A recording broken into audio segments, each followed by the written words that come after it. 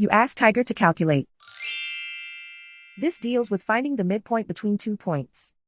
The midpoint between the 2 points is 20.5, negative 53. Let's solve it step by step. Plot the 2 points and calculate the midpoint using the formula. The coordinates of point 1 are, x1 equals negative 47, y1 equals negative 39. The coordinates of point 2 are, x2 equals 88, y2 equals negative 67. PM represents the midpoint of the 2 points.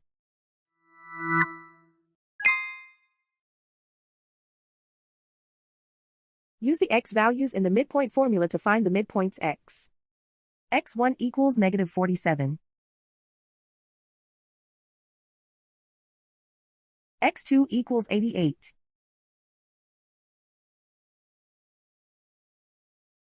Simplify the arithmetic.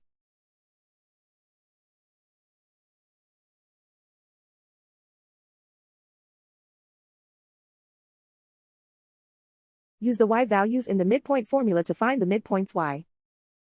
y1 equals negative 39. y2 equals negative 67. Simplify the arithmetic.